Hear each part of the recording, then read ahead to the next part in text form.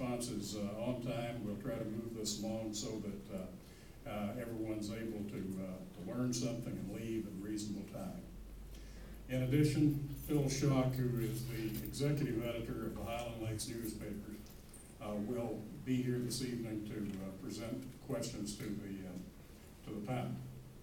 Now, one thing Phil and I were discussing earlier is that we don't have enough people who have indicated an interest in asking questions tonight. It'll be necessary to have a drawing. So everyone who drew took a question when they came in and said, took a ticket when they came in and said, I'd like to use this to draw for a question. Please come up and be seated here in this front row so that when the time for questions from the audience comes, you'll be right up here and ready to ask it at this podium. And in addition, if there's anyone who did not pick up a ticket on the way in, please just come on up and take a seat. You're going to have to beg people, I guess. I think I know who had the tickets.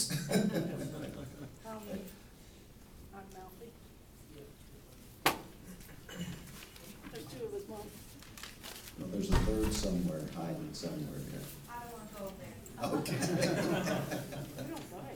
You'll have to walk all the way over here. That's then. all right. All right.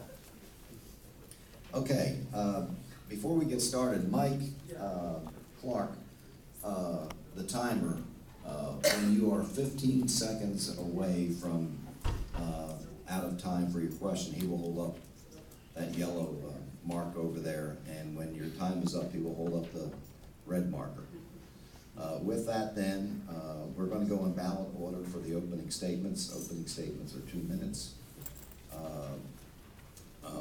We will start with Scott Ross, then Craig Cosgray, Bob McCall, and Craig Mabry, who are running for a seat on place 3 of the school board.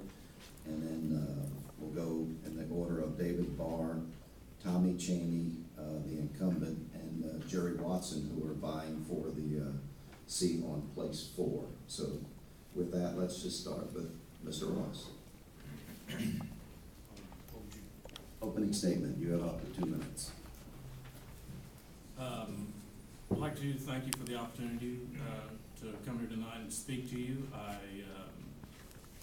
was really, as you said earlier, disappointed in the turnout tonight. I was hoping there would be more people here showing interest in this race. I would like the opportunity to sit on this board to help steer this school to a brighter future, and thank you very much. Okay. All right, that's easy enough. And by the way, when Mike holds up that red one, I'll give you enough time to finish the sentence you're in, as long as it's not one of those paragraph-long sentences. And I have a bailiff waiting outside to assist me if it's necessary to shut anybody down. Mr. Cosgrove? Yes, sir. I'd like to thank the Highlander for putting this on this evening, and thank all of you for coming. Everyone up here that's new, that's running, and that I've had an opportunity to speak with, they're all good men. And I think by the end of the evening, you're going to find it's going to be pretty hard to figure out who you want to vote for. My platform is pretty simple: academic excellence and management of our finances. Thank you. Thank you. Mr. McCall? To appreciate the opportunity to be here. I would kind of parrot what was just said. The candidates, you can always tell the quality of a school district by the quality of the candidates that want to serve on the board of trustees. Good men. I think all of them will make good board members. I come to you to paraphrase Texas Association of School Boards with a servant's heart. We've lived in Marble Falls ISD for about 3 years. My wife has been a counselor at Marble Falls Elementary for 7 years, 6 years. When I never intended to run for the school board. When I heard that we might have some financial difficulty, I decided to offer myself for what expertise I have. I've dealt with school finance since 1985 from the other side of the title of the school superintendent. Worked in property wealthy and property poor school districts. Let me assure you that it is possible to have an excellent education, even in the current state of school finance, and still balance the budget and become a financially sound school district. Thank you, Mr. Mabry. Yes, I'd like to thank everyone for coming out as well. Of course, River City Grill as well. A little bit of background real quick. I graduated from Marble Falls High School in 1982. Got my engineering degree from Texas, and spent the next 14 years in the aerospace business. Worked for two very large defense contractors, primarily in the areas of finance, sales, business management, and engineering. During those 14 years, got married. We had 3 children, and also earned my MBA from the University of Houston. In 2000, I started my own small business in the Woodlands. We were fortunate enough to build that business up, so it was acquired by a corporation in 2009. So early last year, we were fortunate enough to relocate our family back to Marble Falls, back to come home, and certainly glad to be here tonight. On the school board issues, I do have children in the school district from the 2nd grade up to the high school level, so certainly I have a vested interest on the educational issues. As a taxpayer, obviously we all have a vested interest on the financial issues that are facing the district. And so the prime issue is going to be trying to find that delicate balance between the quality education that the children deserve and need to become productive members of the community, but dealing with the financial realities that are facing the district right now. On the financial issues, and I'm sure we'll get into this later, but on the financial issues, basically we have to spend less than we make. I mean, it's just like our home budgets. So that's something from a financial responsibility standpoint that I'll be standing for. On the educational issues, you can see that we've had our campuses have continued to do better, and so I'd like to continue that. So thank you. Thank you, sir. Now moving to place 4, Mr. Barr. Like my previous, I also graduated from Marble Falls in 2006. My teachers prepared me well.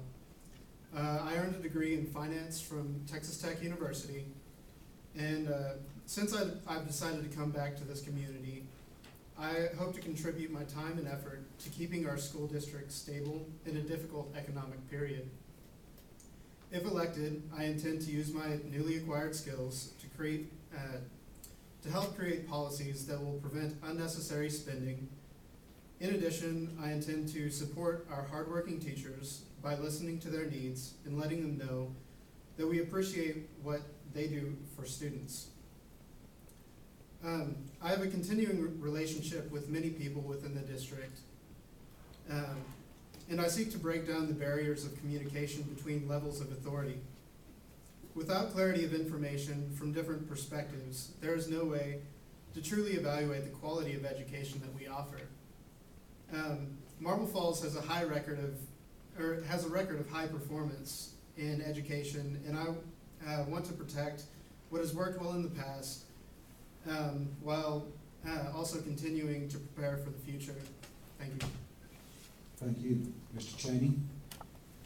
First off, I'd just like to say I appreciate everybody being here. I'm not used to seeing this many people from the public in this building. Usually it's a bunch of administrators and teachers that are up giving presentations. It's great to see everybody here and involved and curious of what's going on and trying to get informed.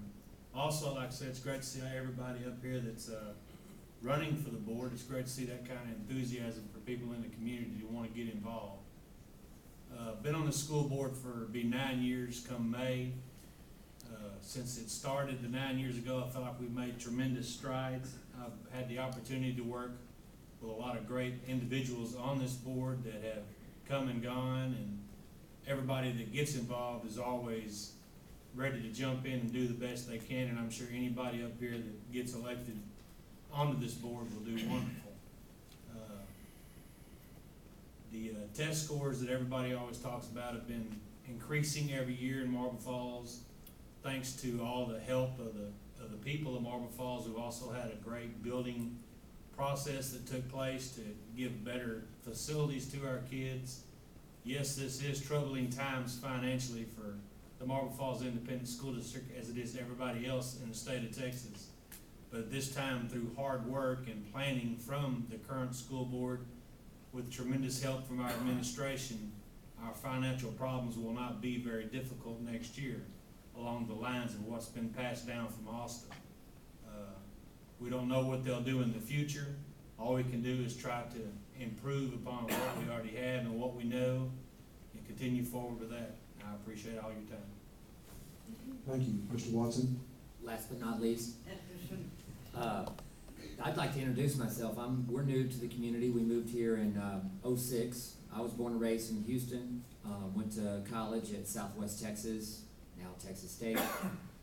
And then I went directly into the corporate environment, spent 25 years there.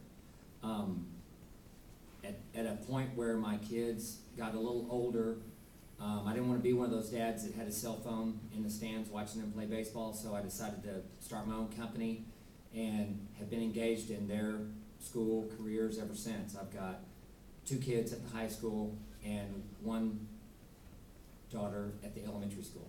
And my wife's a teacher. So the reason I'm running is because I'm left out. No, I'm just kidding.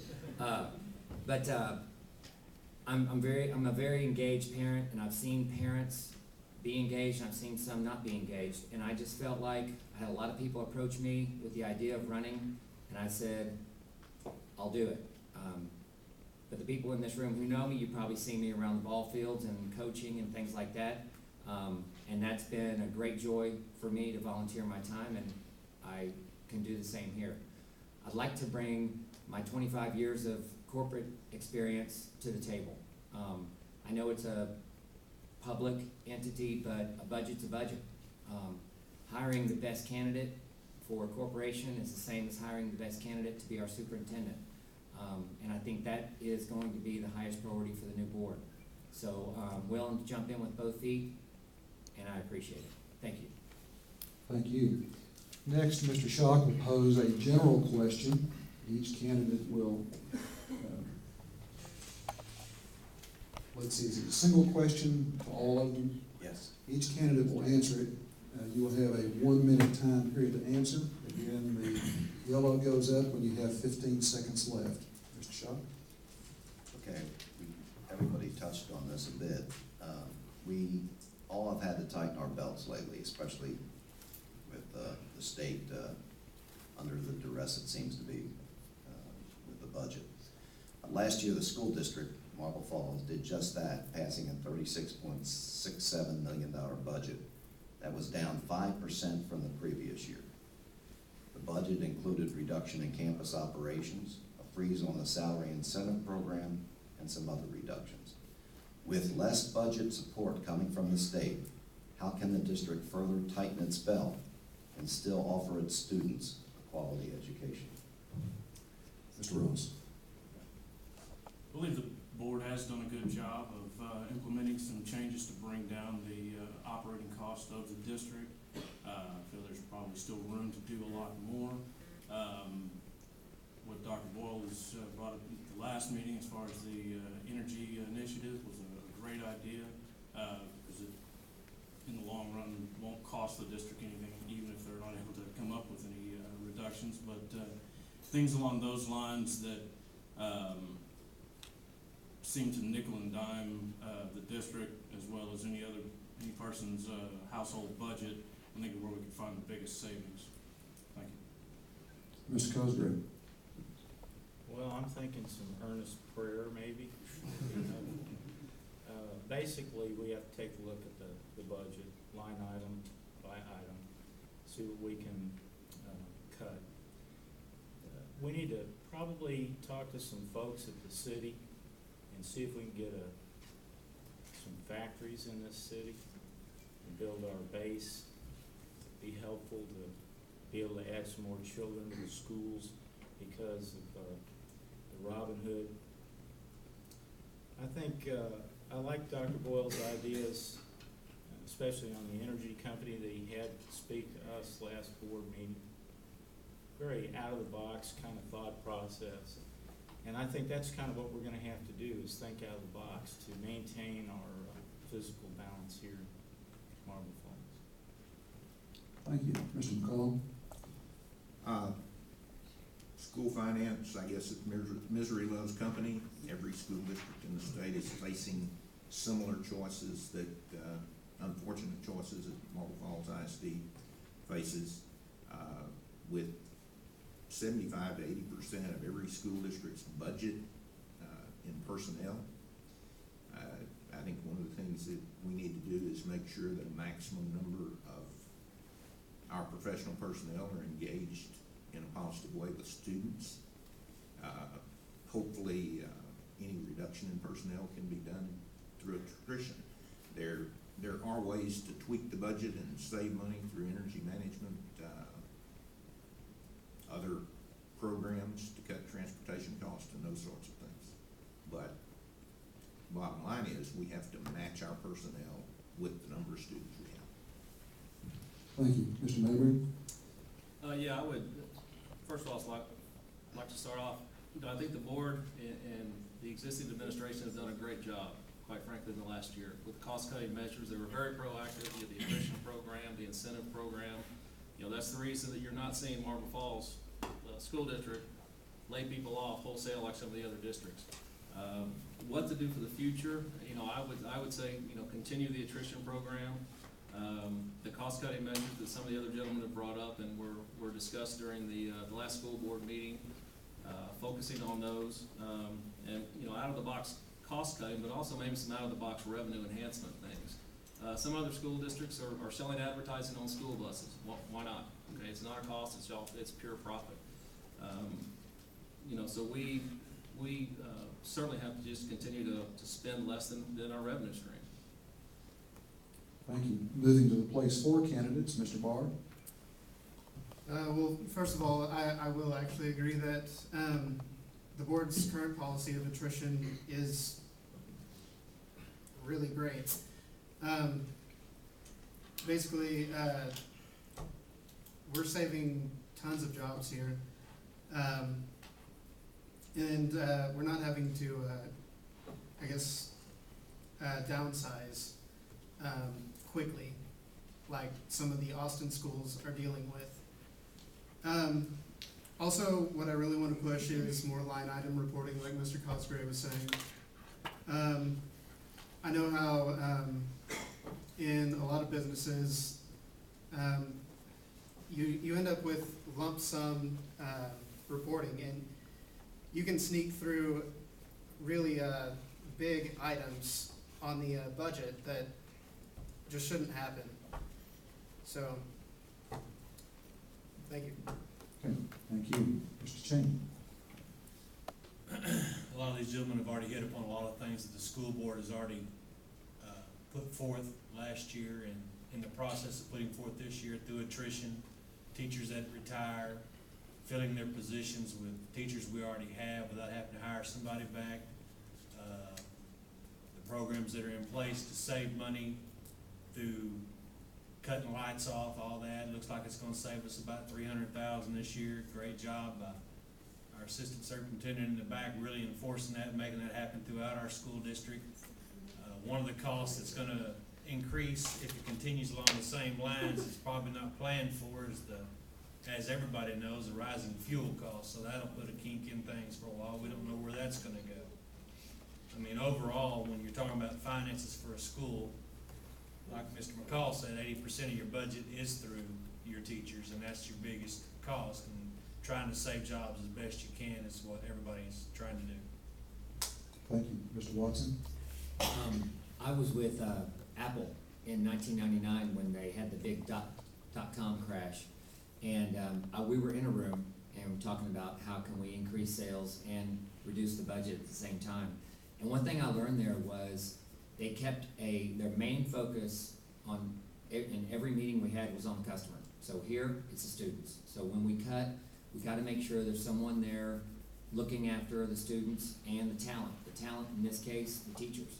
So there's hardcore things that, you know, we've gotta make sure if we do budget cuts, we've gotta make sure we protect those two groups, because that's, after all, you know, what the whole thing's about, and that's what we learned, going through those bad times. And there's gonna be bad times, and there's gonna be good times. So unfortunately, we're in a bad time right now, but I think 5% is, on the low end. I think there's school districts going through 10 and 15%, so we're fortunate.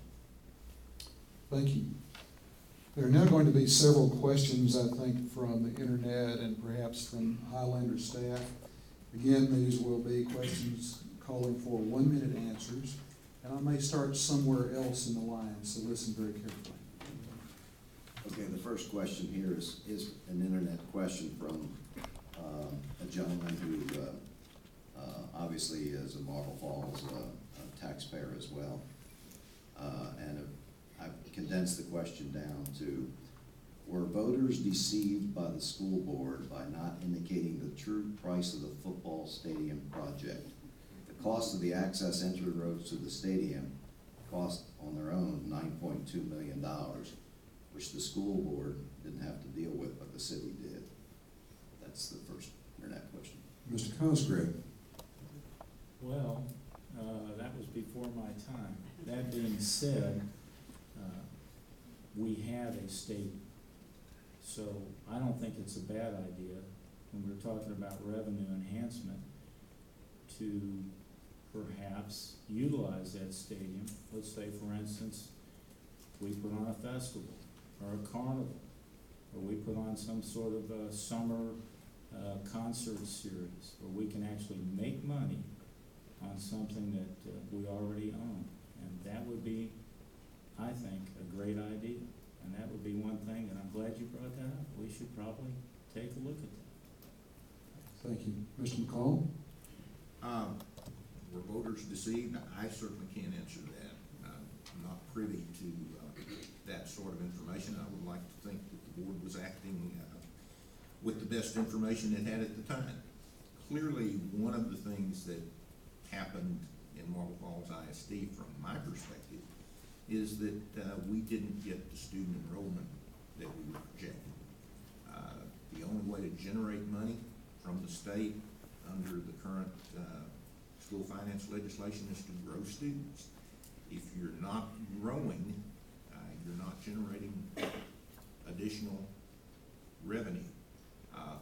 The bond issue, if I recall, the stadium was included in the bond issue, although probably not the right price, so I really can't speak to it. I've not experienced in my time as a school superintendent any board willfully deceiving anybody. Thank you. Mr. Mabry?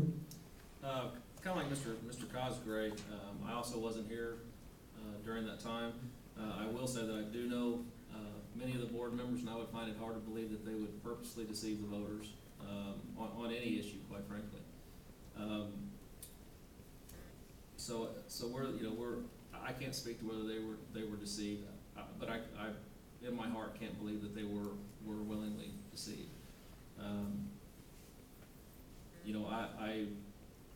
I do have a concern, having experience in private sector financial issues, when something is budgeted at $7 million, it comes in at $10 million.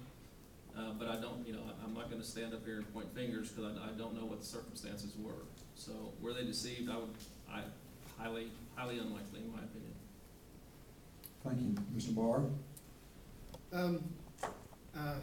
Like Mr. Mabry here, I'm also not sure or too familiar with the cost of the overall stadium, or even the deception, rather. But as of right now, I believe it's already a sunk cost. And dealing with that, I think we really just need to focus on future issues right now, rather than past decisions that have already been made. I mean, we may still be paying on this right now, but it's something that we're just going to have to deal with. So. All right, thank you. Mr. Chang, I suspect you may have more to say about that. Just a little. Along the whole process of the bond, we had a group of 50 people joined in a room with the board that made decisions upon everything that would be presented to this community. And the reason that the price of the stadium final cost was so much different than the presented price is because the architects presented a stadium that they didn't have the price right upon to build. So no, they were not deceived in any way by anybody on the board or the community. It's unfortunate that it turned out that way because the architects were told from day one, do not mess up the numbers on the stadium. That's also why the stadium was put into its own category for voting instead of lumped in with a complete package of all the other buildings. Thank you. Mr. Watson? One more thing, since I got 15 seconds. $9.2 million road that they talk about out here for Lozano Mile was projected at $4 million whenever we were talking to the city, and that's the numbers they gave us. Thank you. Mr. Watson? No, I agree. I don't think anybody intentionally deceived the voters, but I can tell you that it's a gorgeous stadium compared to the other stadiums around this area. That's why we're picked to host a lot of regional events, and that brings people in from out of town. I know that restaurant owners and hotel owners enjoy those type of things. So I do think that there's other ways we can utilize that facility. It's gorgeous. The Manzano Mile is gorgeous. It's a great impression when people come in from out of town and come to our stadium. We're directing all the traffic, back there now for events, and it's a complete upgrade of what we had. So, thank you so much. All right. I haven't forgotten about you, Mr. Ross.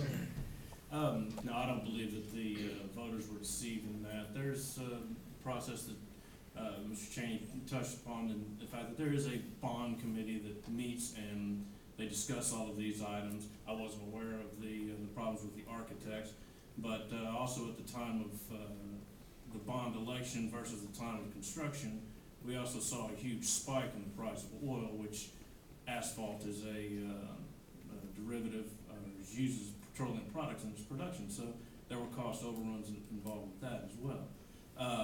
And then, as Mr. Watson was just saying, because we do have such a nice facility, we are able to host and are approached for hosting different events here. So I think long term, it's going to pay for us to have our nice facility here. All right, thank you. Mr. Schock, I bet you have another question. I do, and it's another internet question. And it's really a kind of a follow-up to the first one. How important are extracurricular activities, especially athletics, to a school district and a student's development? Is too much emphasis being placed on and too much funding being allocated to athletic programs? Mr. McCall, let's start with you. Oh, good. Again, my candidacy right here. Probably in every school district in the state, extracurricular activities, literary and athletic, are extremely valuable to the student body.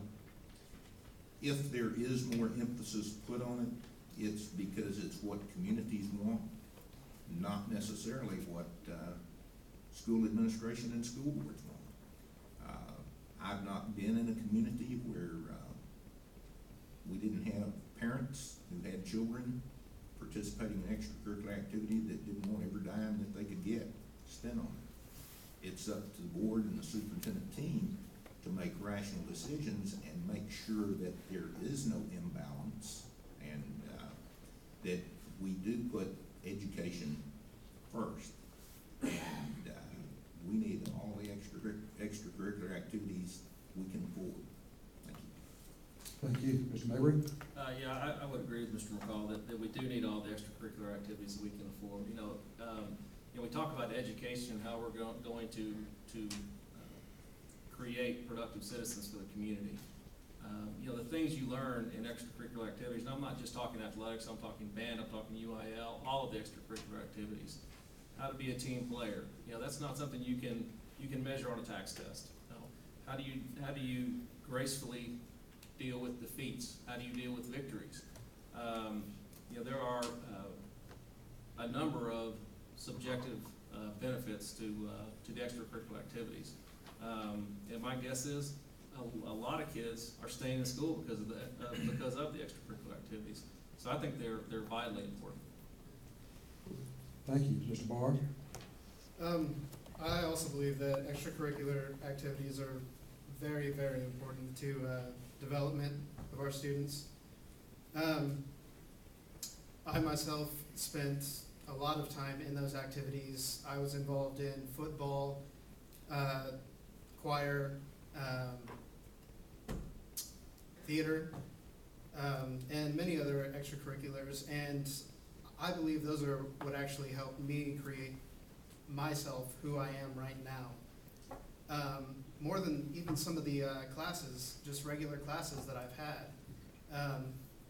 Like Mr. Mabry was saying, that's where you learn how to deal with defeat, failures, and victory. Yeah. All right, thank you. Mr. Cheney? I feel like extracurricular activities are very important to an education of a student in a school district. It teaches life's lessons that you really wouldn't get anywhere else before you get out into the public and you're on your own.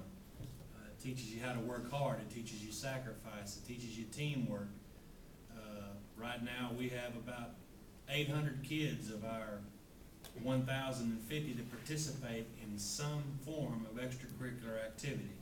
So yeah, I would say extracurricular activities are very important for any school district, even though they do cost money to have them. But how can you put a cost on a well-rounded student that you're graduating from Marble Falls ISD? Thank you. Mr. Watson?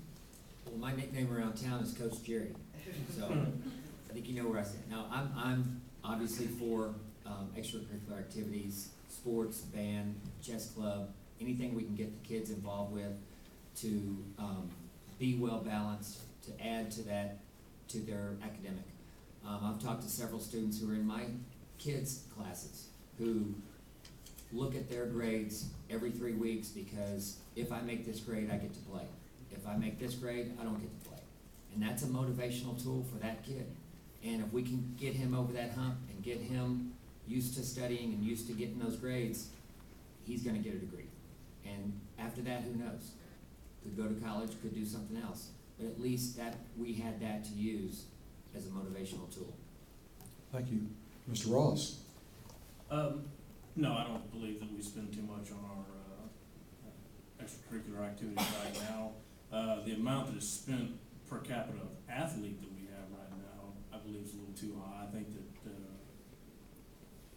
as a board, we need to look for ways to be able to increase the number of student athletes that we have versus kids in the chess club and theater and things along those lines. Over the last few years, I've seen, when I grew up here, going to school, what I considered Mustang pride isn't as great as it used to be. And I'd like to see that come back to the level that it was in the past.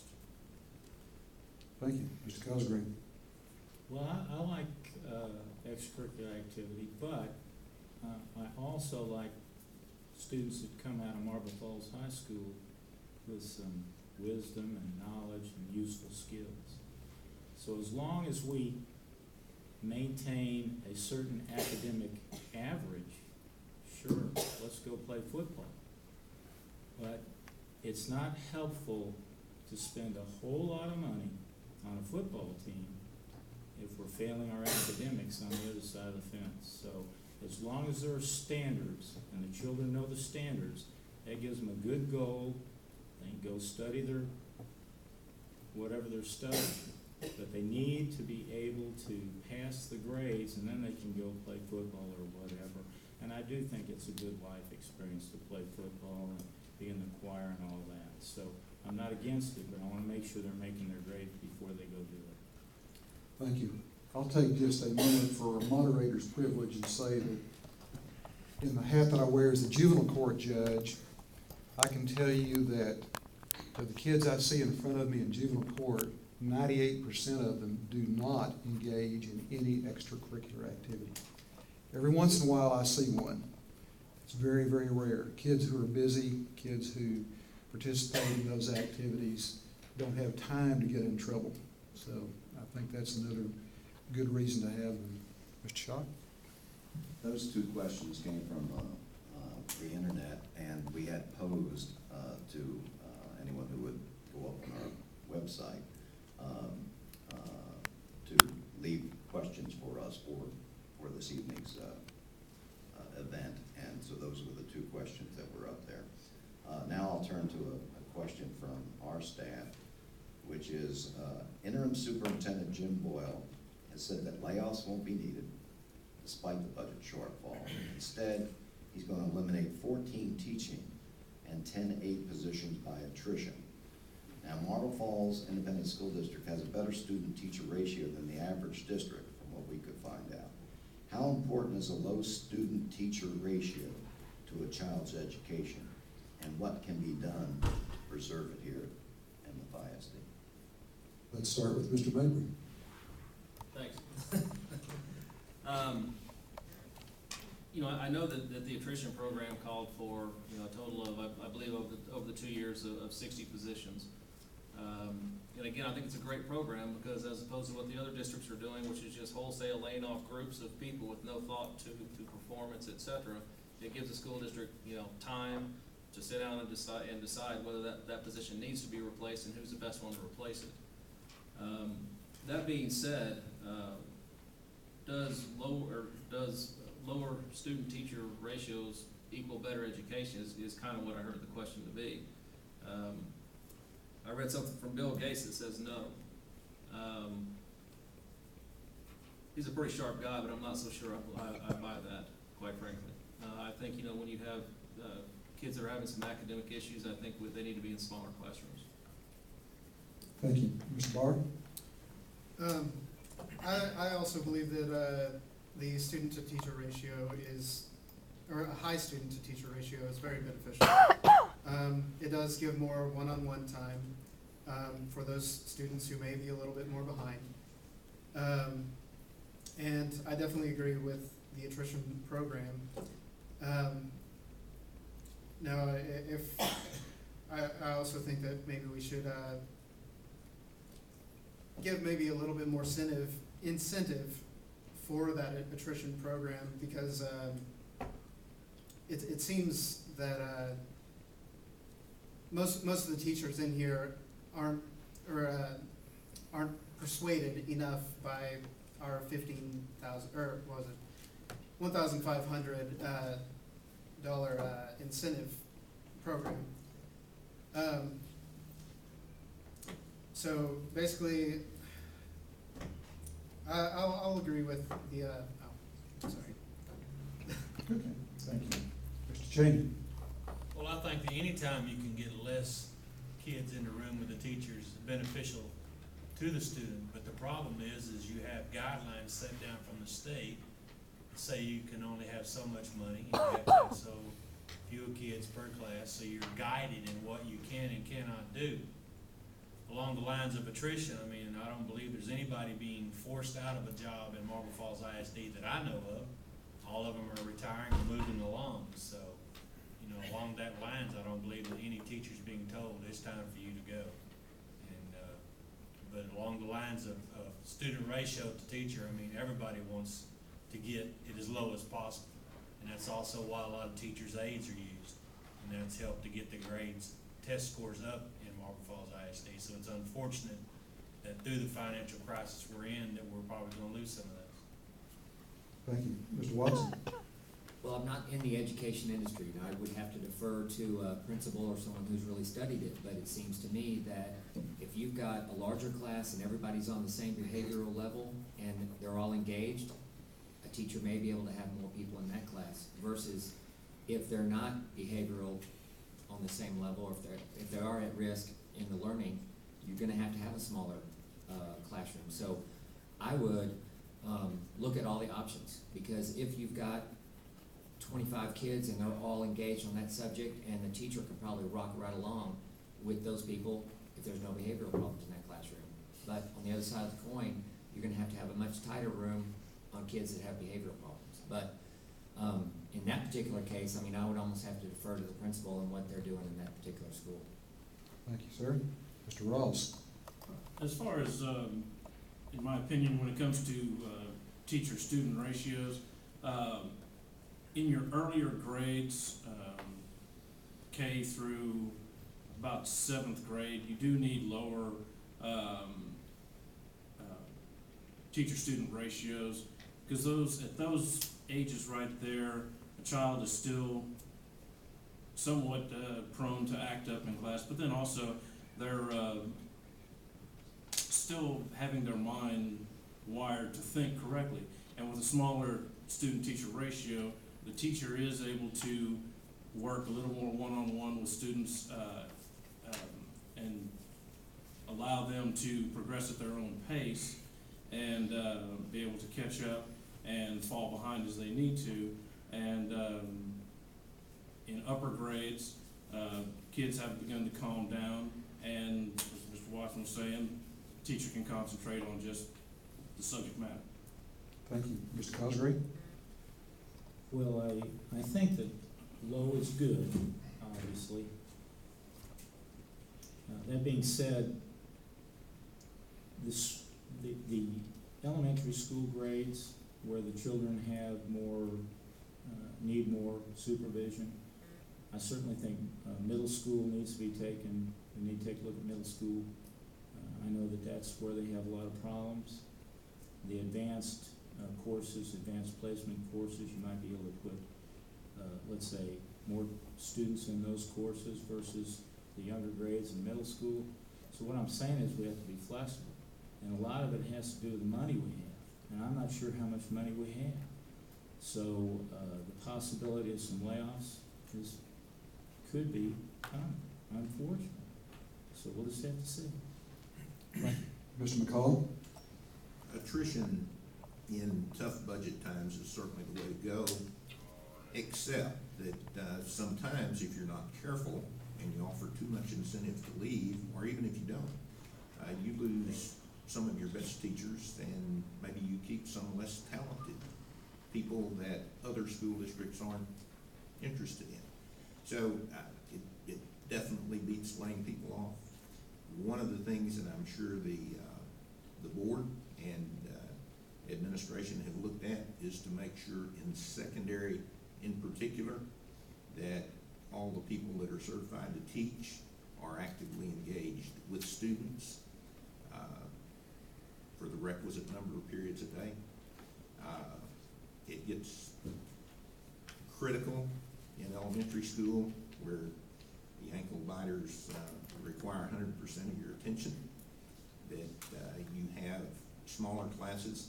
All those statistically, there's no education research data out there that indicates that lower class sizes improve instruction. So Bill Gates is right as far as studies go, but you try telling kinder or pre-kinder teacher that it's better for her to have 30 kids than 18, and you'll have 5. Thank you. Phil, do you have another rabbit in that hat? No, well, now we're gonna go to some of the audience questions. All right. Let me get this out. I will walk over to this front row here. If you'll just identify yourself and then ask your question. To the whole crowd of us? Okay, my name is Londa Chandler. My first question was about budget. I think you guys are looking at a whole lot bigger numbers than you're putting out there. My research shows up to 45% decrease in your tax base. So that being said, my new question is, the board has a policy that if a resident speaks at the open forum at a board meeting, the board is not allowed to respond. Would you be open to rewriting existing board policies to make it possible for residents to voice opinions before major decisions are made? Let's start with Mr. Barr. So, would you mind repeating that? Okay, right now, the board has a policy that if I came to a board meeting and I spoke during the open forum portion of it, the board is not allowed to respond to anything I say. So if I find out you're gonna vote on giving school buildings away, and I come and tell you about it, you're not allowed to respond. Would you be open to rewriting some of the board policies so that people coming to the meetings actually have input as to what the board's doing instead of sitting and nodding our heads at what good jobs you're doing. All right. Basically, I'm not sure the actual legal issue there. It may be an issue of we just may not be able to, or it may not be on us to have that or give that policy.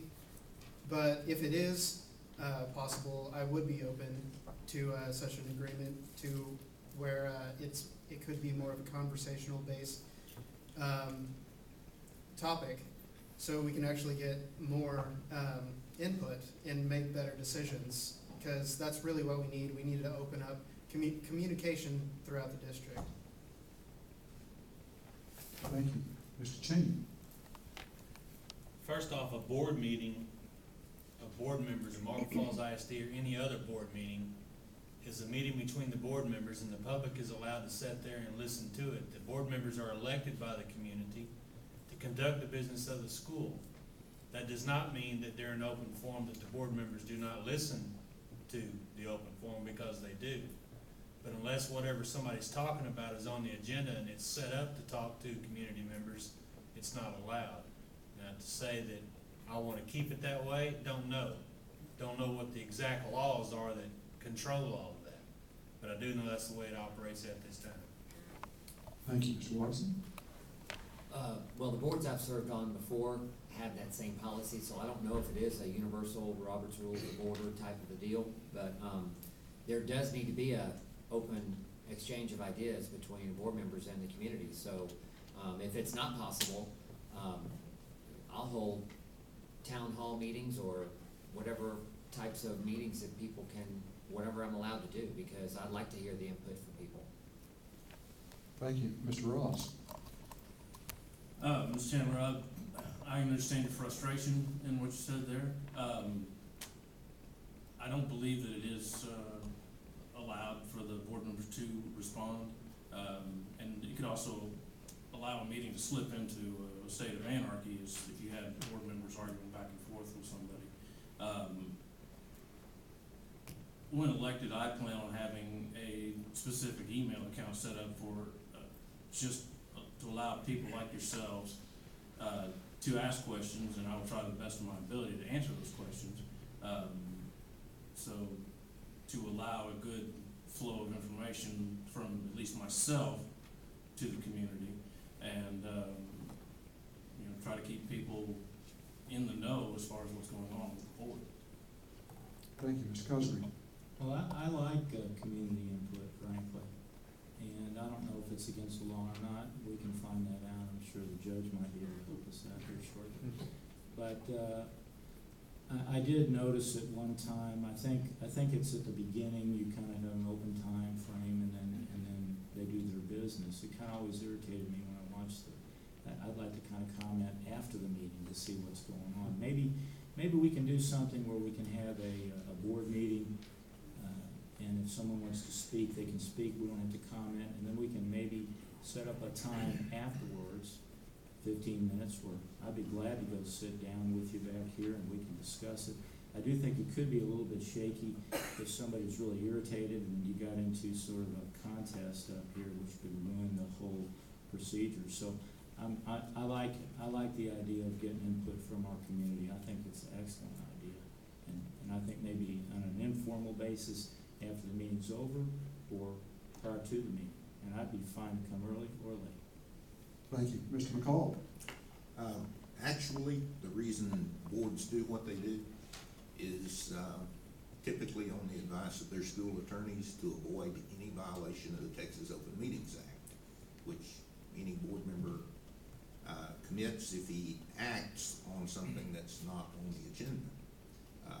So as near as I can tell, Marble Falls ISD's policy was probably written by Texas Association of School Boards and vetted by attorneys to keep them out of legal trouble. Every agenda will have an open forum, and typically it's limited to 5 minutes of input. But in the open forum,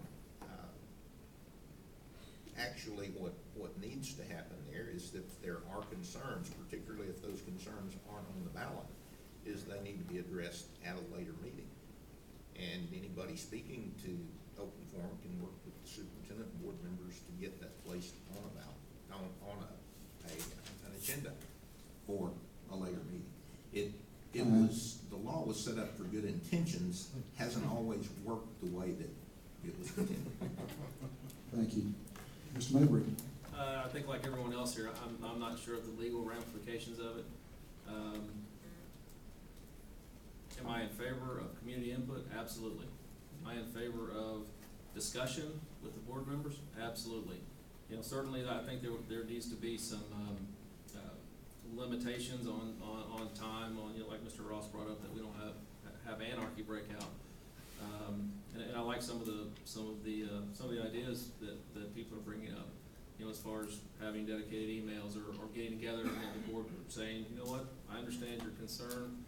Let's sit down at a later date and because quite frankly, I think it somewhat handcuffs the board in understanding exactly what your specific concern may be. Because I may be sitting up here and I may want to ask you a question just to clarify it so I understand exactly what you're saying. And if the law allows that, I think we should do that. All right, I think we have another audience question. Yes, we do. My name is Gloria Pollard. Pardon me. I think I'm here representing senior citizens tonight. You pretty well beat my question to death right at the first, so I do have another comment. It's my understanding that you have a gentleman that has come out of retirement to be the superintendent till you can find one and that you are actively looking for a new superintendent. If that's the case, I would like to comment that you have an acting superintendent now by the name of Alan Roberts, who impressed me a really lot. He knows the students in the school, I think every one of them by their first name. Even he knows their families, he knows their histories, he knows the teachers, he relates well with the students. I don't know why you're looking for a superintendent when you already have one on the payroll that is highly qualified and everybody likes.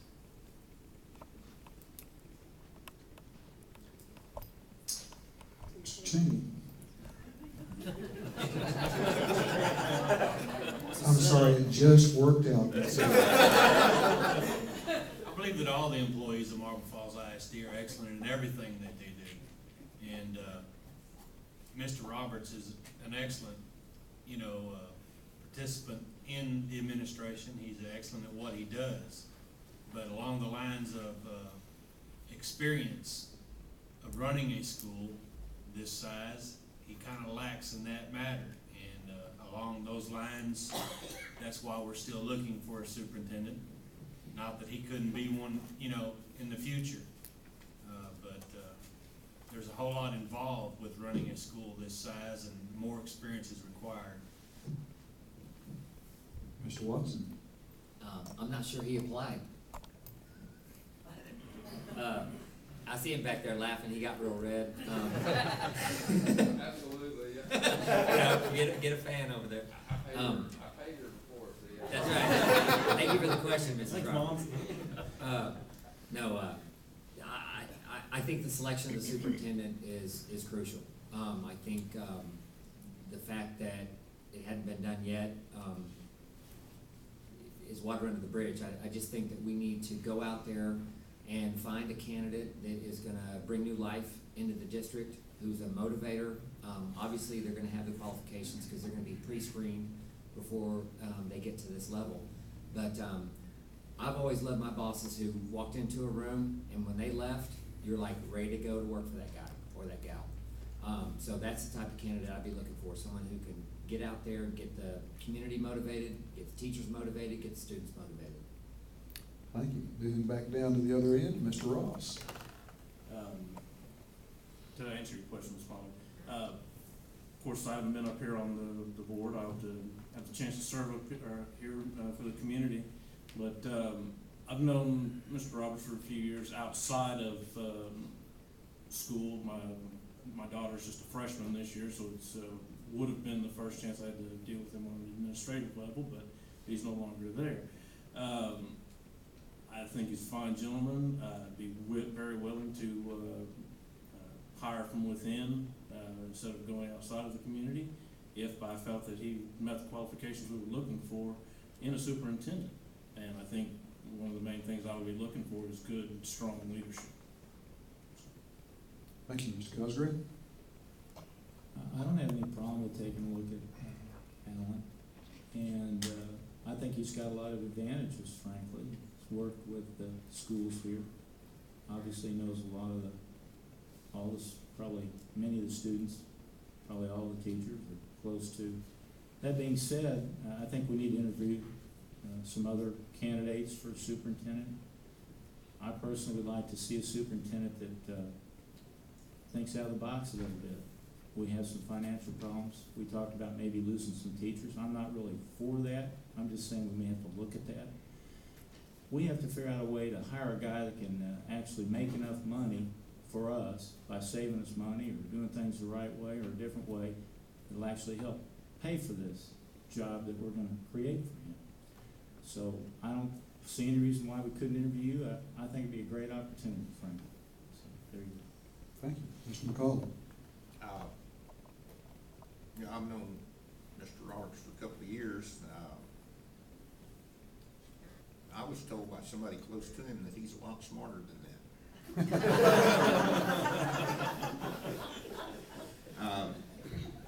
You know, if you can find a superintendent candidate that wants the job from within, many times you're way ahead of the game when you do that. The most important thing that this school board will do, whoever sits on it, is hire your next superintendent. And in financial times that we're facing, I'm looking for a candidate that is an expert in school finance, that understands that a property wealthy district labeled by the state actually has less discretionary money to spend than a property poor district in many cases. Thank you. Mr. Mabry? Yeah, I think what I would be looking for in a superintendent is, number one, leadership. Demonstrated, documented, quantifiable leadership abilities. As Mr. McCall said, someone who has experience as a Chapter 41 superintendent in dealing with specifically the financial issues that we're facing. Someone that can work with the board to define the vision. They can work with the administration, the staff, the community to communicate that vision and then execute on that vision.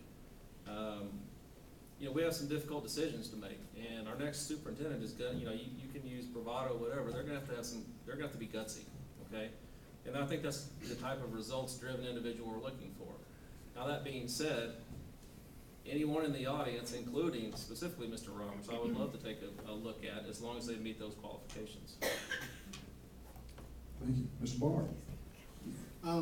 Well, first of all, I'm definitely not opposed to looking internally within the district to review candidates for superintendent. But I also think that we need to also see what all else is out there. And we need to evaluate their abilities. We can't stress enough right now financial stability and getting back in the black. Right now we just need somebody that'll help us do that. And if Mr. Roberts thinks he's up to the task, I'd be willing to look into it. But mainly I just want to see what all else is out there. Okay, thank you. Do we have any audience questions? Judge, over here. Hi, I'm Jenny Skiski. What makes you think you can make a difference to our school system as a school board member? Let's start with Mr. Watson. Oh, man. I was born, no. I think the way I've run my life has been three main rules. I've been very focused, I hustle, I get out there and get it done, and I stay very positive. And I think that that's the way I run my sports teams, that's how I teach the kids. Yeah, you gotta bat, yeah, you gotta be able to pass the football, but if you can follow those three rules, you'll be very successful in life. And I think that we're gonna have tough decisions to make, and I think it's gonna be real easy to get negative. And so, I plan on, staying positive, staying focused, and hustle as fast as we can. Thank you. Mr. Ross? Growing up in this community, having a wife that's a teacher here in the district, I feel I have a vested interest in the future of this community. I left here, went in the Navy for 5 years. I couldn't find any place I liked any better, so I had to come back. Went to the University of Texas working on a degree in chemistry, and decided it wasn't going to do me any good because I'd have to move away from here to use it. So I've made this place my home, and I want to make it the best place it can be, which also includes taking care of our children and our future.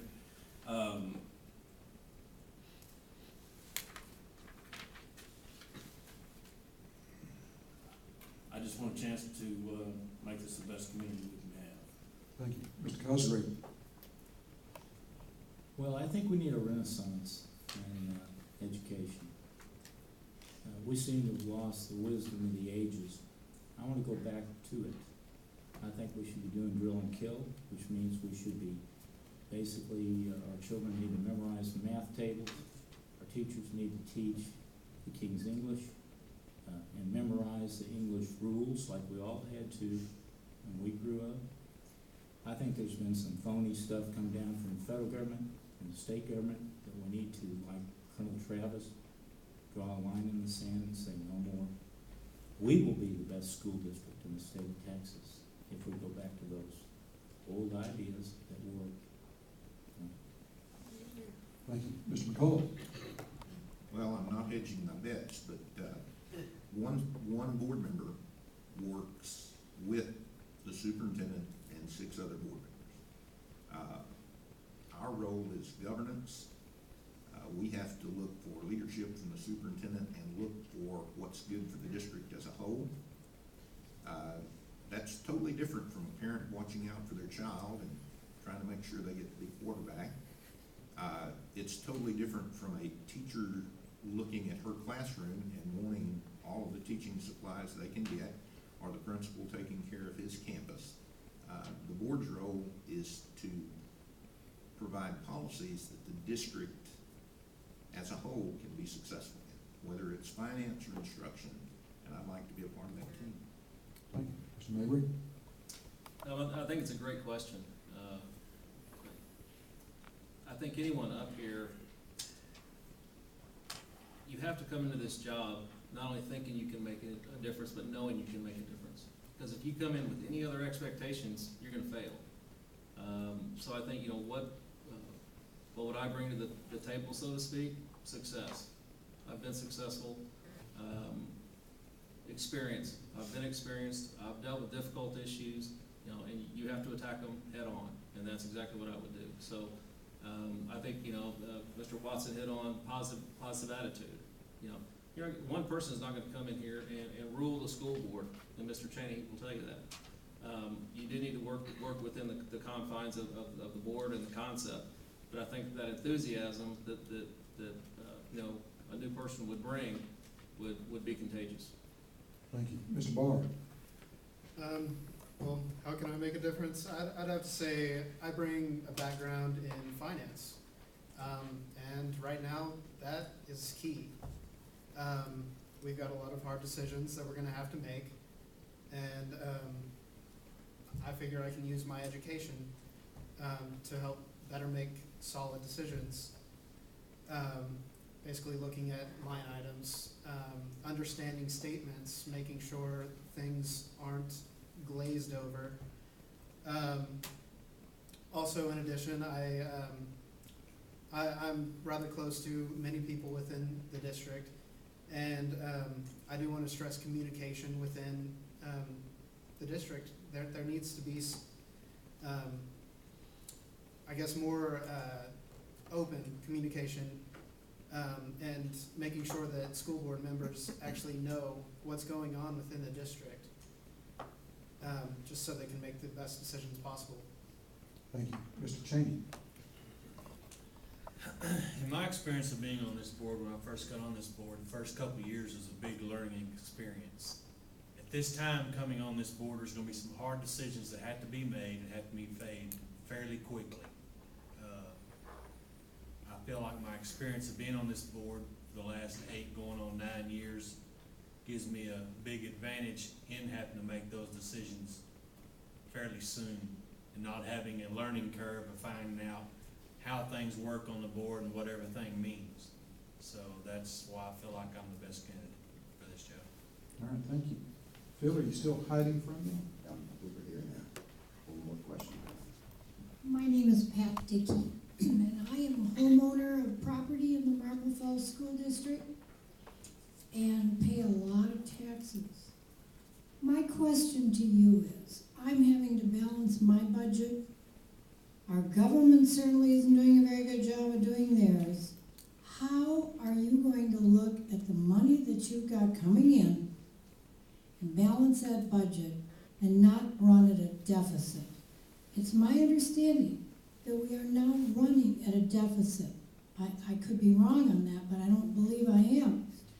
My second question is, if you run at a deficit, can you all tell me where that money comes from to pay the bills? Do we borrow it? Who is giving us that money to do a deficit? I am concerned. And number 3, are you going to have to raise our taxes in order to cover this? And if so, how are you going to present that to the community so that we understand what we're getting for our money? In court, that would have drawn a compound objection. Sorry about that, Pat. Mr. Ross? First of all, ouch. In running for the board, my biggest problem with the way this whole system runs is property taxes. I think it's the most unfair tax out there, because you buy something, you work all your life to acquire it, and you never own it because of property taxes. I've pledged to myself and to the people that I have talked to that everything I do on this board will be done through the prism of how does it affect my property taxes, which in effect will affect everybody else's. I don't think I'm gonna be able to get to your other questions, I'm sorry. Thank you, Mr. Cosgrave. You're right, Pat. We have quite a debt service. I think it's about $152 to $156 million. And our properties are all down in value. We all know that. State has decided that they're running out of money. So I think we have to do kind of what Dr. Boyle's been doing the last 6-7 months. We have to kind of think out here a little bit and try to figure out how to get some revenue into this community. For instance, getting some factories in here. Believe it or not, I'm going to dinner tonight at River City Grill. 2 people that may bring one in for us. We'll see. And I think that's what the job of a board director should be. Try and get some people in here that can build this community. I moved here 3 years ago. I intend to do it. Thank you. Mr. McCall? The board has an obligation to fund the quality education for the children, and that has to be a priority. They also have an obligation to every taxpayer to do that quality education as cost effectively as they can. Unfortunately, and I don't want to throw stones, but since 1985, the state legislature has not once lived up to its projection of what it is gonna provide, and those are taxes too, by the way, and everybody pays them, for public education. So local school boards have had to scramble. Luckily, patrons in communities want quality education and they'll support quality education. My experience with taxpayers, and I am one, is that if you convince people that you're doing it cost effectively and efficiently, they will support schools like they'll support nothing else. But it's still money out of your pocket, and in these times, money you might not have. So I guess my pledge would be to be efficient and still pursue quality. Thank you, Mr. Mabry. Let me try to answer those as direct as I can. Where does that money come from when we run a deficit budget for a year? It comes out of our general fund.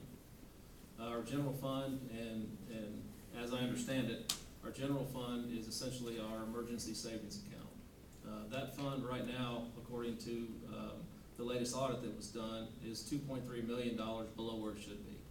So can we balance our budget? We need to do better than balancing our budget.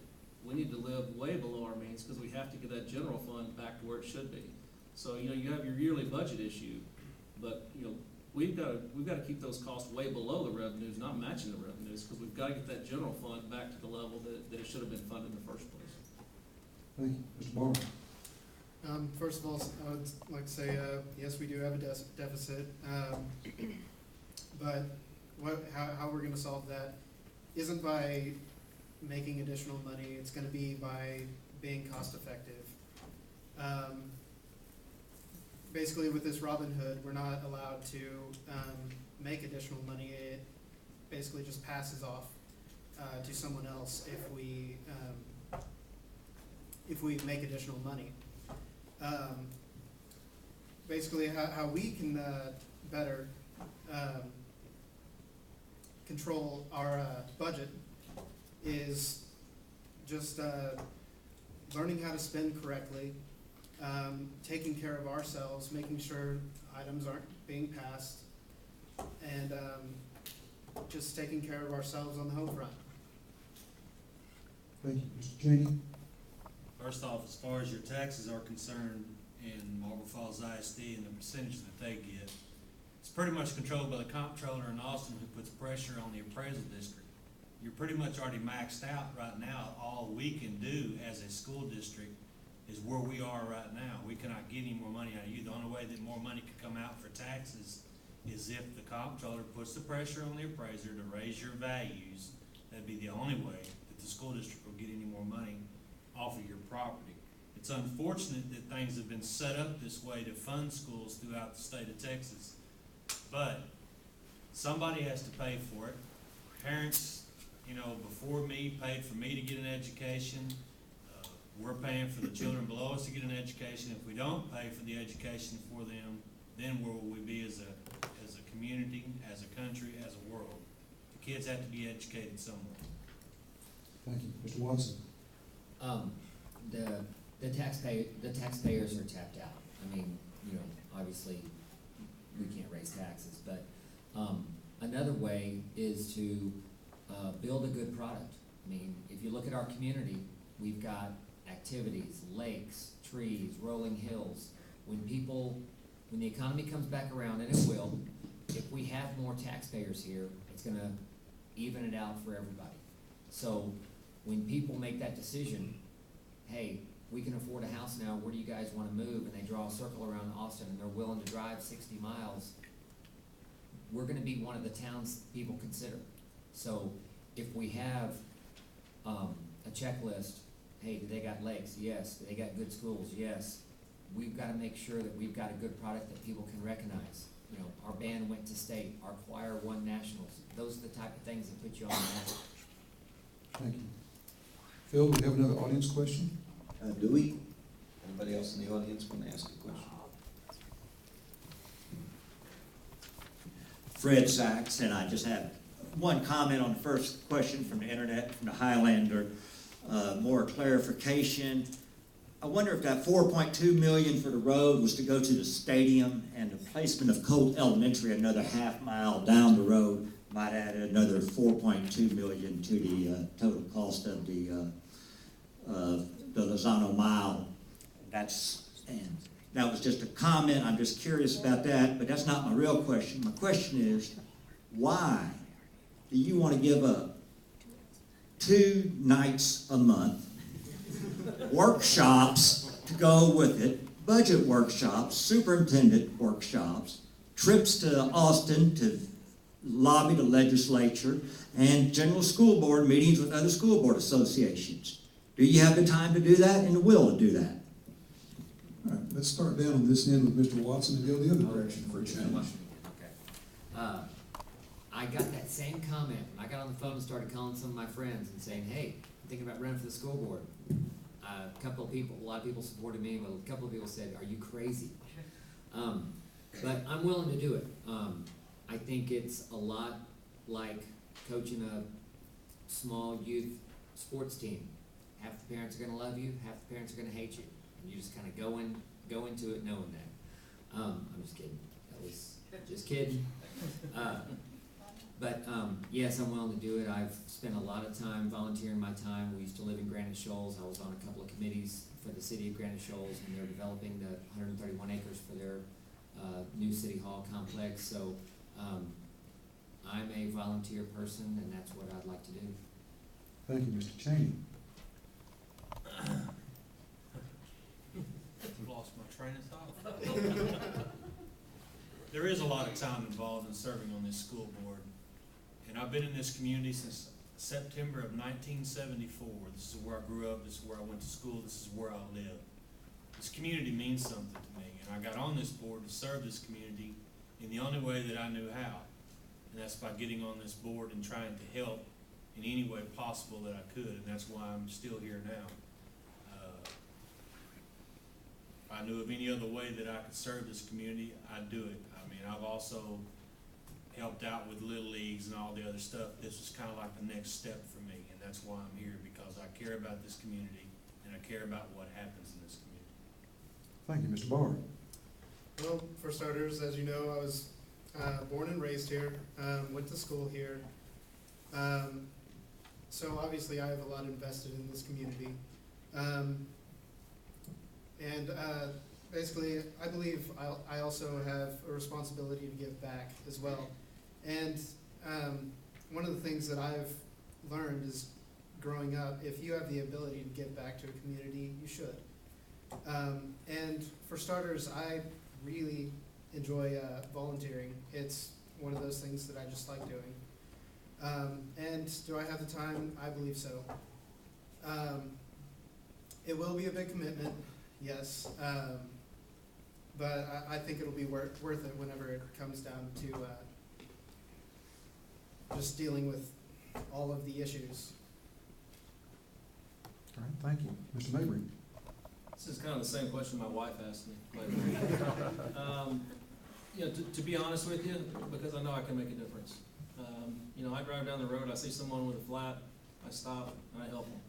Okay, it doesn't matter what clothes I'm wearing, because I can make a difference. I've been blessed with some successes, and I like to help people. I have some leadership abilities, I have some financial abilities, and I'd like to utilize those to help the school district. I have a vested interest. I have kids in the school district. I want to help them, my kids. I want to help your kids. So part of it, quite frankly, is pure selfishness on my part. I enjoy helping people. I get a kick out of that. I think I can help the board and help the community. So that's what I'm running. Mr. McCall. Slap me and call me stupid.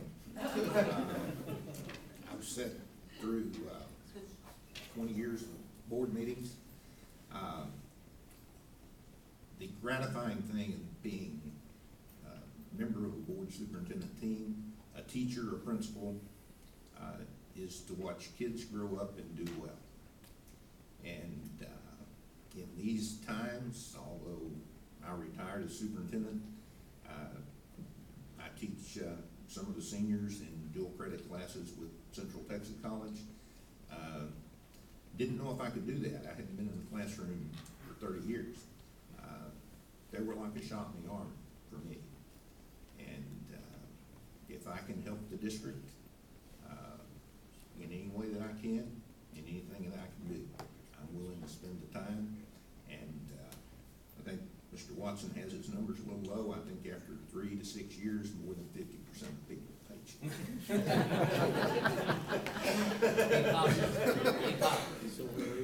I am pretty positive. Mr. Cosgrave? Well, I own my own company. It's called Moringo Films. I manufacture classic movies on DVD in Dallas, Texas. My warehouse is there and all my guys. And we've done well enough where I can finally get here where I wanted to be 3 years ago. So I do have the time to serve. And the reason I want to serve is because, like I said, I want a renaissance in the schools. I'm not happy with the curriculum at all. I think the universities have taught our teachers improperly. I believe when you give up on the wisdom of the ages and you have sixth graders that don't know what 6 times 9 is, we have a problem. So I'm going to concentrate on that. I love teachers, don't get me wrong. Bring back Mr. Chips. Let's recognize them. Let's put out there, if there's a teacher there, she's got a master's of English, we ought to say, Mrs. So-and-so, master's of English, and that ought to be right by her room. But I think we need to change the curriculum. We are at an average high school, bottom 22%, or what is it, 32% of all the high schools in Texas. That's unacceptable. And so I'm gonna go get them. We're gonna be the best in Texas. Thank you. Mr. Ross? This is something that I've actually wanted to do for quite some time. My previous employer did not allow me the free time that I felt I would need to put towards this endeavor. But with my new employment, I do have a lot more free time to be able to dedicate to something like this. Also, previous to this moment in time, our district wasn't in the same dire straits as they are today. And I feel that I can bring a lot to this board to help move this community and this school district in the right direction. Thank you. Thank you. Phil, if you don't have another audience question, I have a question that goes a little bit different direction. Problem solving and critical thinking skills are essential in life and in work at almost any level. In your opinion, how well is Marble Falls ISD doing in imparting those skills, and what might the district do to increase those skill levels? Let's start again with Mr. Ross. I'd like to see a greater emphasis on math. When I was going to college, it was the first time I'd ever heard anybody make the statement that mathematics is not to teach you a formula or how to do a problem. It's to wire your brain to think, to solve a problem, to work through something, to come to a logical conclusion. I have arguments with my daughter on a regular basis about her, not that she's bad in math, she's an A student in math, but because of going through all the way through differential equations in college, I know the importance of it, and I would really like to see a greater emphasis put on math in this district to help a young child's mind learn to work through these problems and become a good critical thinker. Mr. Cosgrave? I agree with that. Memorization is a pretty key thing when you're very young. I think one of the things that's happened is the federal government has allowed some strange ideas to infiltrate the schools.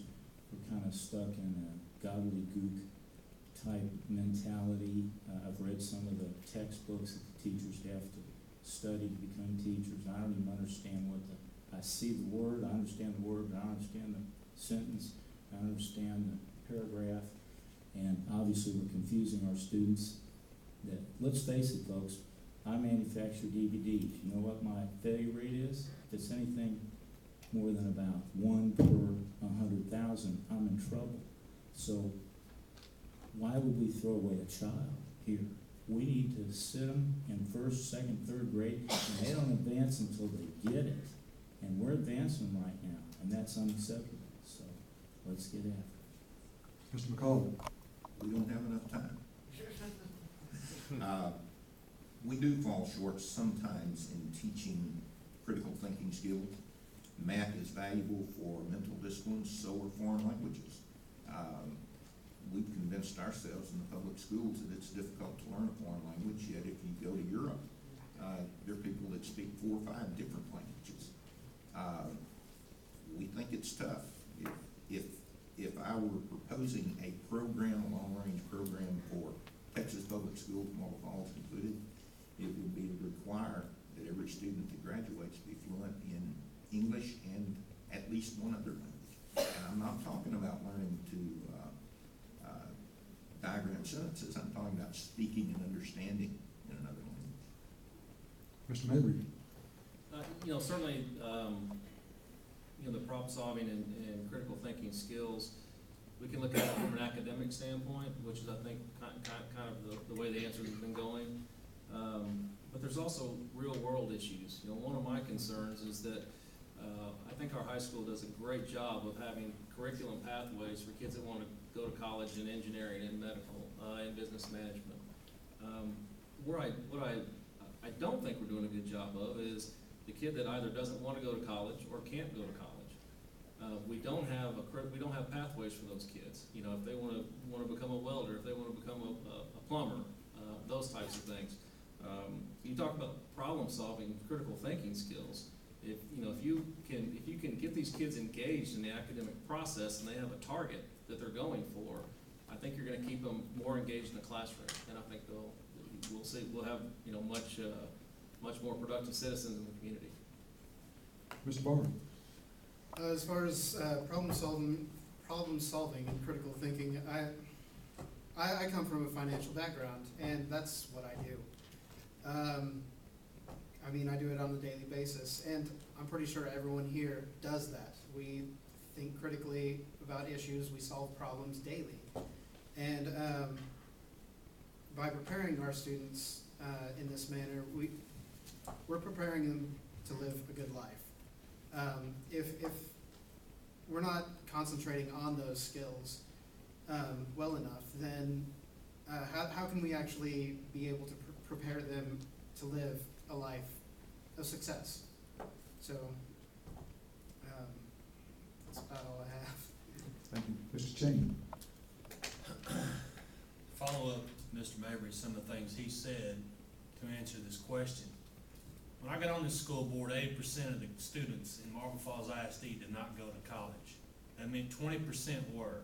That meant that 5% of that 20% graduated college. So that tells me that 95% of our kids are hitting the workforce immediately. As soon as I got on this board and found that out, I started pushing for the career in technology and for more of it to be put out for our kids to get certificates, to learn skills like welding and electrician. And did you know that we have a rocket program going on at the high school, and that our kids beat everybody in the state of Texas to get the rocket 1 mile up in the sky, but only that high? We beat everybody. So yeah, there is a lot of stuff that's going on at the high school that people don't really understand, that's there for the kids to learn these different skills that you're talking about. Mr. Watson? Part of what I did in the corporate environment was I developed into a trainer for our company, and I always had a lot more success when I was training people who wanted to be trained. So if we can somehow find out what turns that kid on, what direction they're going in, whether it be rocket science or whatever, and then get them on that road, I think that that's going to be a lot faster way to get them engaged on critical thinking and problem solving. My mechanic was going through my truck, and he was amazing how he went through step by step and figured out exactly what was wrong. So you don't have to, everybody doesn't have to go to college to be very successful in our community these days. Thank you. And if we don't have other audience questions, I think we're down to the closing remarks point. Looks like we have one more.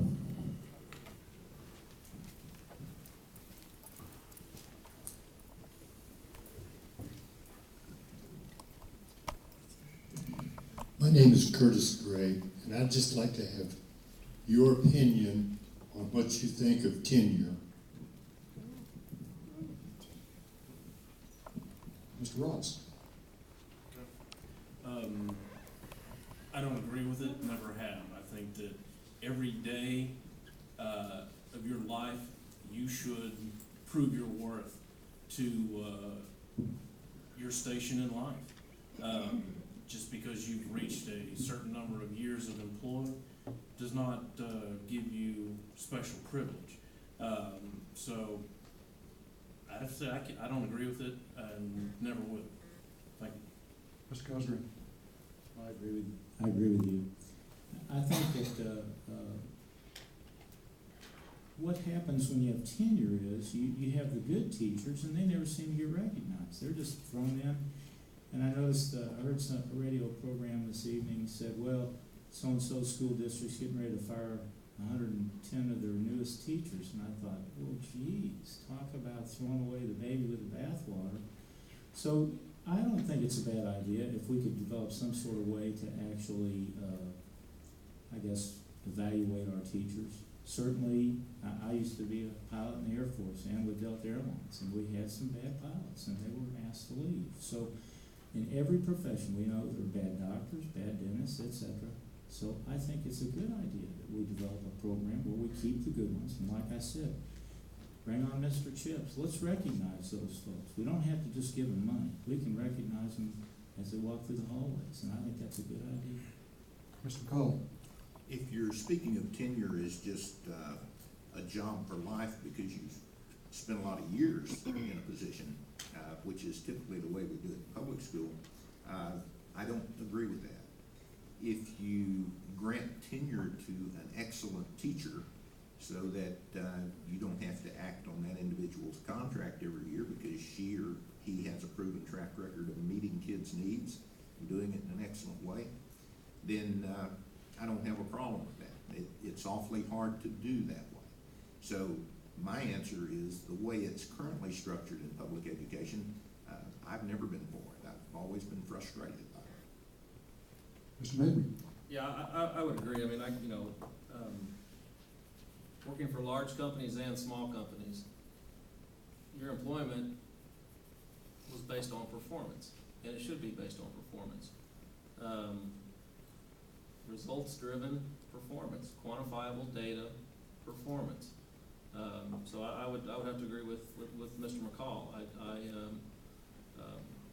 I'm definitely not. I'm sure there may be some legal ramifications to this statement, but no, I'm not for it at all. Mr. Barr? All right, do I agree with tenure? Basically, I think it has some benefits and some downfalls. Overall, I would say I don't really agree with it in the large perspective of things because mainly people take advantage of it.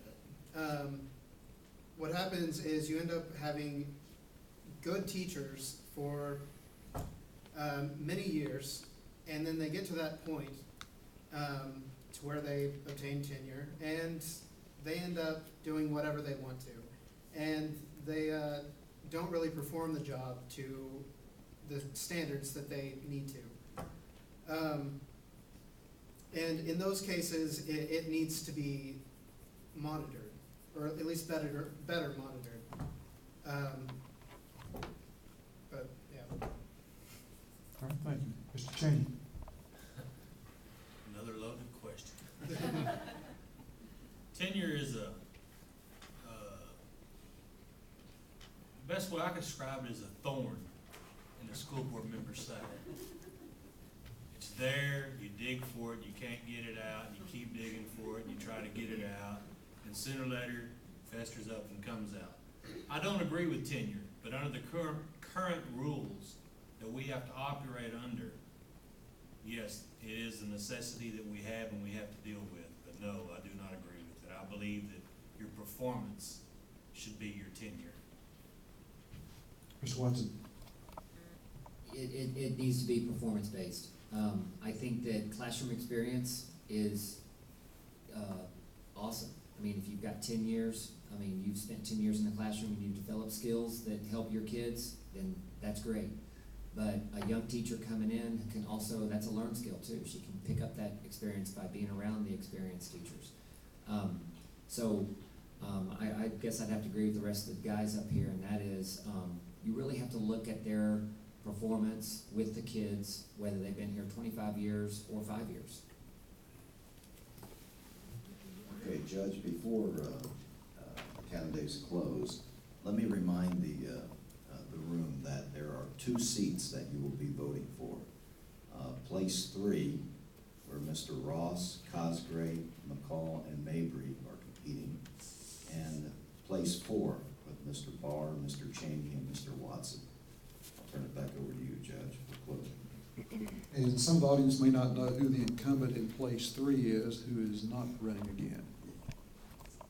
Who is that? Judge McClain. All right, we're down to the closing remarks section. You will each have 2 minutes. We will do it in the same order, your right to your left as we begin. I would like to encourage you to use at least a minute of that, but no more than 2 minutes. Mr. Ross. I was stated through the evening. I grew up in this community. We moved here in 1979. I went to junior high and high school here. Love this community. I want to work to give back what's been given to me out of this community. Is our school horrible? No. Can it be better? Yes. Our children, they are our future. One day we're going to have to depend on them the way they depend on us now. So we need them to be as able-bodied as possible, and to be able to take care of themselves as well when they become adults.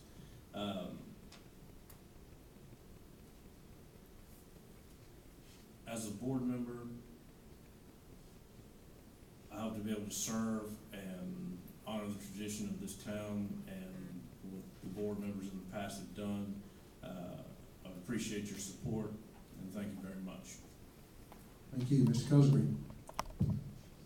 As y'all heard tonight, we have quite a few problems to solve here. And I don't think I misspoke when I said earlier that the gentlemen up here are pretty sharp, and I've enjoyed being around them for the last few meetings and listening to their ideas. Many, many, many good ideas have popped into my little pea brain. But we have a lot of problems. One of the ways to solve the financial stuff is, like I said, let's see if we can utilize our stadium. Let's see if we can go get some factories and industry in here. We've got a great rail line, we've got an industrial area, let's go do it. I'm not real thrilled with Robin Hood. Nobody touched on that, but we lose I think it's $4.2 million goes out of this community. And I know for a fact that about 61% of our children are underprivileged. I know this young lady runs a program for people that are disabled. And I'm wondering to myself, why are we sending our money away? I went to the Boys and Girls Club. I encourage you to take a look at that as a way to spend some of your extra money. They're doing a great job over there. They kind of pick up where the school board left, or schools leave off. And I think it's great that we do provide bus service there, because those are latched children. So we have some problems in this community we really need to solve. And I want to run because I want to fix something. I mean, I'm so tired of throwing money at problems that never seem to get fixed. It's almost like we give money to politicians and they create a problem, so they get some more of our money. So I'm not for that anymore. I'm going to come into this district. I want to build a foundation for our first, second, third graders so that they'll have a future. We cannot have a sixth grader that can't spell cat or add 2 and 2. I promise you. I used to be a pilot in the Air Force. Do you know they still teach pilots in the Air Force the same way that Orville and Wilbur Wright taught the original pilots how to fly? So who thinks they're smart enough to teach somebody a different way to memorize math or English? So that's the kind of thing I want to do. I want to change things. I want a renaissance, and I have it in my mind that this can be the best school district in the state of Texas. So I say, let's get her done. Mr. McCall. I'm here to serve if people in Marble Falls ISD choose to elect me to the Board of Trustees. I graduated from Atlanta High School, when I was in high school, we used to come over to Marble Falls and watch Brunnett and Marble Falls fight. And we could take sides if we wanted to, but we didn't have to. We could just watch. Marble Falls has always had a good reputation. I think it can be a better school district than it is, and the kids that I see have the education, most of them, to go on to something better, be it college or be it technical training, but we can always do better. Someone asked, one of the reporters asked me what I had accomplished in my life. My biggest accomplishment is convincing my wife to stay married to me for 34 plus years. Our accomplishment is raising a child to be a productive citizen. Now, if he would just leave home. But the joy I get, and I expect to get more out of being on the board than I give, although it's a servant position, is at every level. What I most enjoy about education is watching children grow up and be successful. And as many problems as our public schools have, gosh, if we weren't successful, not too many of us would be sitting in this room and able to spell cat. But we can always be better, we need to be better, and we need to be more cost efficient. Thank you. Thank you. Mr. Mabry. I'd like to thank everyone for being here tonight. A couple of recaps. I'm a local guy. I'm from this community. I grew up here. I was fortunate enough to go see the world, and I figured it took me a while, but I finally figured out where the best place was, and that's back in Marble Falls. I do have kids in the district from the second grade up through the high school level, so I have a vested interest in the educational issues that we've discussed tonight. I do have the formal education to attack some of these financial issues. I have the private sector business experience to attack some of these financial issues. You know, we're going to have some very difficult decisions ahead. I'm very objective. I make decisions based on fact and data. I don't make decisions based on rumor and speculation and emotion. You know, do we have problems in the district? Absolutely. Can we solve those problems? Absolutely, we can. And we have to have that mindset or we won't solve the problems. I do think the district is positioned well for the future. I think we've got a great potential. And I'd like you to help me help the district reach that potential. So I appreciate your support. Thank you. Ladies and gentlemen, those are your place 3 candidates. Let's give them a round of applause.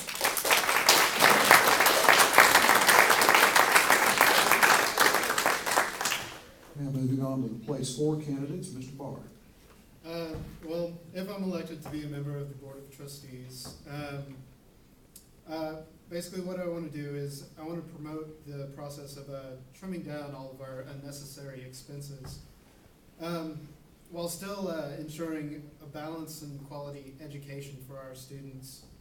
I also want to encourage strong communication to exist throughout the district between administration, teachers, and the community. I feel it is important for the board to be aware of all issues concerning the district in order to create the best policies for solving them. That's all I have. Okay. Thank you. Mr. Cheney. First of all, I'd just like to thank each and every one of y'all for being here. I know you took time out of your day to come up here and to learn who your candidates are. It's great to see people that want to be involved, want to know what's going on. I want to thank all these gentlemen for showing the enthusiasm for serving their community. I want to thank you for the opportunity you've given me for 9 years to serve this community in the best way that I know how. And I hope that you will continue to support me for another 3. Thank you. Thank you. Mr. Watson. As I mentioned, I'm new to the community. We moved here in '06. Although I've been paying taxes since '88, so we own some property here, so I kind of paid forward before my kids got here. I'll come from the perspective of a new family, bringing their family here to the school system. I think in the future when the economy turns around, I believe it will, I know it will, it always does, that people will look at Marble Falls and they will look at our community and say, hey, let's go there. And when that happens, it's gonna revitalize I'm in the construction business, so I mean, people are gonna look for houses. We had a forum yesterday with the other paper, and I ran into one of the guys running for the city council who used to own Trinity Doors and Windows. Great company, been here a long time. It's gone, okay? Because the construction industry nationwide and here especially has gone down. When that happens, they're gonna rely on all of us to pay all of the taxes. So when we have more kids in our school system, there will be more money for us to use, and it'll take the burden off all of us who are currently paying taxes. I talk to people all the time on the water who own waterfront property, who have had it for years. They've lived here for years. Now, they can't really afford to be here because their taxes have gotten so high. So it all works together. And my little part, what I could offer, would be to be on the school board and really help drive that vision to make this a community that people want to come to in the future. Thank you. Thank you. Ladies and gentlemen, your place 4 candidates.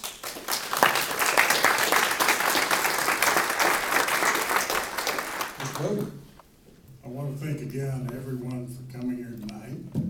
I want to thank the candidates for what I think was a very useful evening's presentation. And I want to invite your attention to this ice chest over here. It's got a lot of water in it. Paul Brady brought enough probably to float a small whale out here. And so get yourself a bottle of water on the way out the door if you'd like. We have newspapers and some of our other publications on this table. Please feel free to take those, and to, if you're not subscribers, drop by the desk at the back, and we'll arrange a complimentary short-term subscription for you so you can sample our paper and see why it has been acclaimed as the best newspaper of its size in the state of Texas by the State Press Associations. Also, I thank our people from the Highlander for coming here and helping us to present this tonight. And I invite you to take a look at our website for our coverage of this event this evening with video, and also to follow the elections as they progress in both the city and the schools in the Highlander between now and May. On April the 28th at 5:30 p.m. in the same meeting room, we'll present a forum with candidates for the Marble Falls City Council and for the Mayor's Office. And I hope all of you will be able to join us here for that evening. Finally, I'd like to pose a question that's been bothering me since the beginning of this event. I've listened to these candidates, and they're all business people, and they all have a background in small business and in practical experience. I'd like to know why we don't have more of them in Washington. Thanks very much for coming.